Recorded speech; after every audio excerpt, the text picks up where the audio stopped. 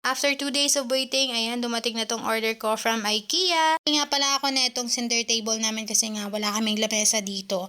And then, dalawang bar stool with backrest na rin. Yung dining table kasi namin nasa labas na, nasa garage na. So, ang plano ko kasi dito kami kakain ni Rel sa aming bar counter. Dalawa lang naman kami para hindi na kami palabas-labas. Sobrang nakakatuwa lang talaga kahit na pa onte-onte ay nagiging kompleto na tong mga gamit namin dito sa bahay. Habang tumatagal, pasikip na nga itong bahay namin dahil nga nagkakalaman na siya. Kaya ayan, mapupuno na siya ng gamit. Kaya wala na talagang mapwestuhan. Charing. Ang sarap-sarap lang talaga sa pakiramdam na ganito na nabibili mo na yung mga bagay na gusto mo para sa bahay nyo. Parang another dream come true na naman to para sa akin. Itong mga gamit na to is ang tagal na to talaga naka-add to cart sa akin at hindi ko na pupuntahan sa IKEA kasi tinatamad naman din ako pumunta.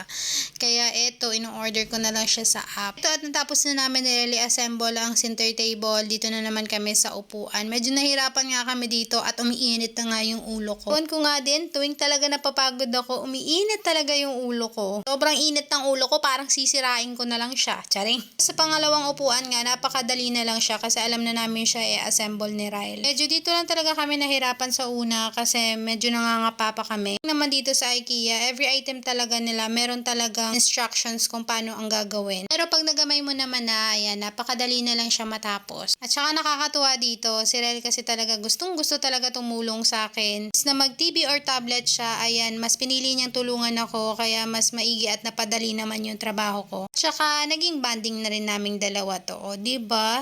Natulungan ka na niya, nagbanding pa kayong dalawa. Hindi ko na nga pala pinakita dito yung pag-assemble ng isang upuan kasi madali na lang naman siya at masyado na mahaba ang video. Ayan, ito na siya mga bito na yung kinalabasan niya.